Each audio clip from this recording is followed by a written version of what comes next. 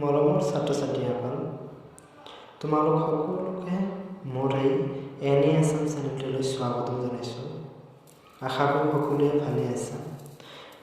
আমি আগৰ ভিডিঅ'টোত মগনীয়া পাৰ্টিৰ কবি পৰিচয়খিনি আলোচনা কৰিছিলোঁ।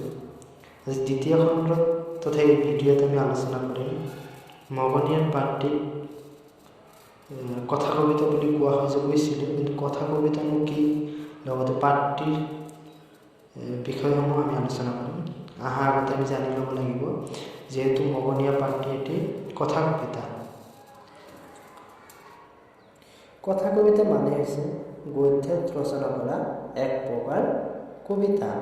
সাধাৰণতে আমি কবিতাবিলাক কিহত লিখোঁ? পদ্যত লিখোঁ, কিন্তু কথা কবিতাবিলাক সাধাৰণতে গদ্যত ৰচনা কৰা হয়।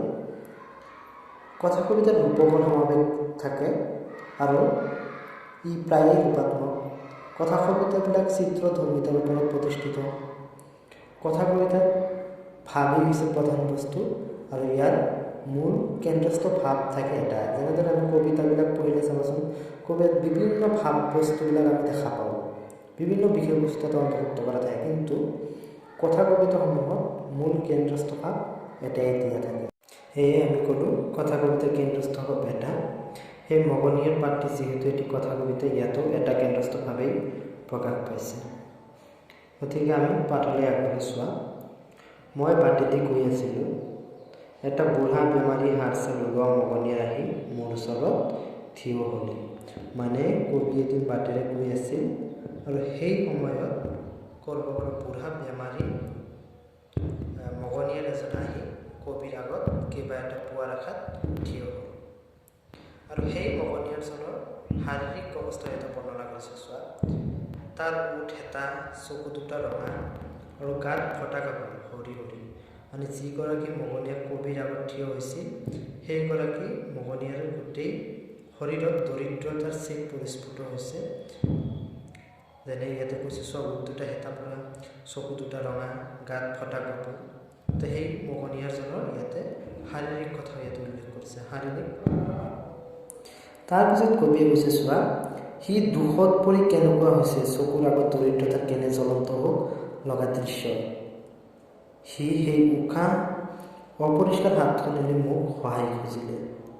মই চোলাৰ মোনাত হাত সোমাই একোকে নাপালোঁ। টকা নাই, ঘড়ী নাই, অইনকি এখন উৰুমালো নাই। মই মোৰ লগত একোকে অনা নাছিলোঁ। মানে কবিয়ে কি কৈছে যে মগনীয়াৰজন যেতিয়া কবিৰ আগত কিবা এটা পোৱাৰ আশাত থিয় হৈছিলে, সেই সময়ত কবিয়ে কি কৰিলে, নিজৰ জেপৰ মোনাত তথা চোলাত মোনাত বুলি যে কৈছে, মানে নিজৰ পকেটত হাত সোমাই মগনীয়াজনক কিবা দিবৰ কাৰণে বিচাৰিলে। কিন্তু সেইদিনা কবিও আছিল নিশ্চ, কবিও ঘৰৰ পৰা একোৱে অনা নাছিল। সেয়ে কবিয়ে নিজৰ চোলাৰ মোনাত টকাও বিচাৰি পোৱা নাই, ঘড়ীও বিচাৰি পোৱা নাই, আনকি মগনীয়াৰজনক যে দান দিব এখন ৰুমালো বিচাৰি পোৱা নাই। সেয়ে কবিয়ে তাৰপিছত কৈছে চোৱা, মগনীয়াটোৱে তেতিয়াও মোৰ ওচৰত হাত পাতি থিয় হৈ আছে আৰু তাৰ দুৰ্বল শৰীৰ কঁপিবলৈ ধৰিছে। তেতিয়া চোৱা, যেতিয়া নেকি কবিয়ে নিজৰ পকেটত হাত দিছে কিবা এটা বিচৰাৰ আশাত, সেই সময়টো কিন্তু মগনীয়াৰজনে কবিৰ আগত থিয় হৈ আছিল। সাধাৰণতে চাবাচোন, আমাৰ আগত কোনোবা মগনীয়াৰ আহি যদি থিয় হয়, সেই সময়ত তুমি হয়তো পকেটত হাত দিয়াৰ লগে লগে মগনীয়াই ভাবিব যে মোক হয়তো কিবা দিব, যাৰ কাৰণে পকেটত হাত সোমাইছিল।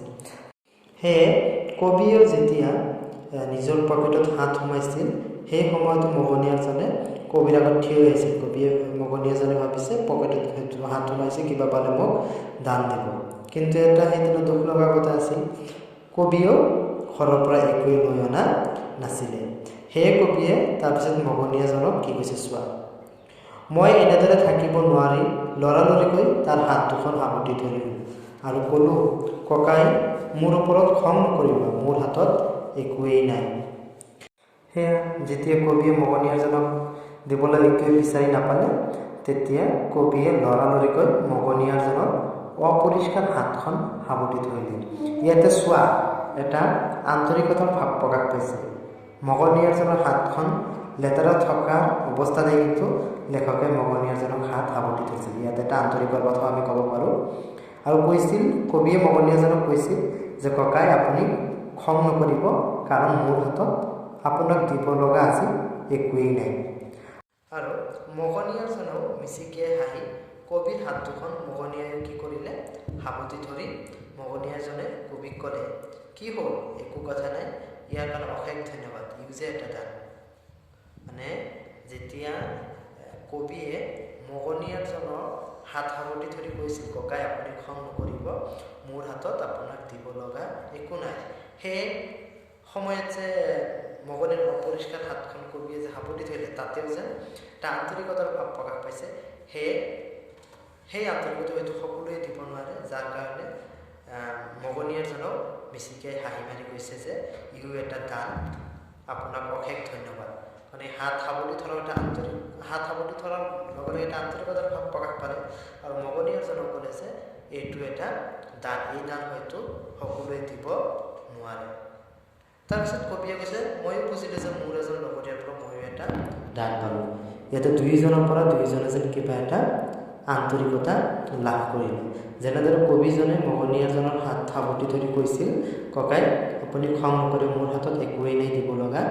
তাৰপিছত মগনিয়াৰজনৰ সেইখিনিতে সন্তুষ্ট হৈ কৈছিল যে ইয়ে এটা মহৎ দান, এই দান হয়তো কোনেও দিব নোৱাৰে। সেই অৱশেষত কবিও মগনিয়াৰ পৰা যেন এটা আন্তৰিকতা লাভ কৰিছে বুলি ইয়াতে উল্লেখ কৰিছে। মৰমৰ ছাত্ৰ ছাত্ৰীসকল, হয়তো তোমালোকে নিশ্চয় বুজি পাইছা। আকৌ এবাৰ মই থুলমূলকৈ কৈ আছোঁ, কাহিনীটো থুলমূলকৈ তোমালোকক এবাৰ কৈ আছোঁ, শুনিবা মনোযোগেৰে। কাহিনীটো আকৌ এবাৰ থুলমূলকৈ কৈছোঁ। কবি যতীন্দ্ৰনাথ দুৱৰাই এদিন বাটেৰে গৈ আছিল। এনেতে এজন হাড় ছাল ওলোৱা বেমাৰী মগনিয়াৰ আহি কবিৰ সন্মুখত থিয় হৈছে। মগনিয়াৰজনৰ ওঁঠ আছিল হেতা, চকু দুটা ৰঙা, গাত আছিল ফটা কাপোৰ। মগনিয়াৰজনে উকা অপৰিষ্কাৰ হাত এখন আগবঢ়াই কবিৰ ওচৰত ভিক্ষা খুজিছিল। কবিয়ে নিজৰ চোলাৰ মোনাত হাত সোমাই দি একোৱে বিচাৰি নাপালে। মগনিয়াক দিবৰ কাৰণে আনকি এখন ৰুমালো বিচাৰি নাপালে, যাৰ কাৰণে কবিৰ লগে লগে মগনিয়াৰজনৰ হাত দুখন সাৱটি ধৰি একো দিব নোৱাৰাৰ বাবে মগনিয়াৰজনে হেতা উদ্দোষণেৰে হাঁহি কবিয়ে দেখুওৱা সহানুভূতিৰ বাবে কবিক ধন্যবাদ জনালে। মগনিয়াৰজনে ক'লে যে তেনেদৰে দেখুওৱা সহানুভূতি হয়তো এক প্ৰকাৰৰ দান, ই হয়তো সকলোৱে দিব নোৱাৰে। মগনিয়াৰ মুখৰ পৰা এই কথা শুনি কবিয়েও ভাবিলে যে কবিয়ে হয়তো তেওঁৰ এগৰাকী লগৰীয়াৰ পৰা তেওঁ কিবা এটা দান পালে। ইয়াতে দান পোৱাৰ কথাটো কিহৰ কথা আমি ক'ব পাৰোঁ, সহানুভূতি, যে আন্তৰিকতা সহানুভূতি দুয়োজনেই যেন লাভ কৰিলে। মৰমৰ ছাত্ৰ ছাত্ৰীসকল, আশা কৰোঁ তোমালোক বুজি পাইছা। ইয়াৰ পৰৱৰ্তী ভিডিঅ'ত আমি কুৱেশ্যন আনচাৰসমূহ আলোচনা কৰিম। তোমালোকে চেনেলটো ছাবস্ক্ৰাইব কৰি ৰাখিবা, লাইক কমেণ্ট এণ্ড শ্বেয়াৰ কৰিবা। ধন্যবাদ। আজিলৈ ইমানতেই সামৰি দিছোঁ। ধন্যবাদ।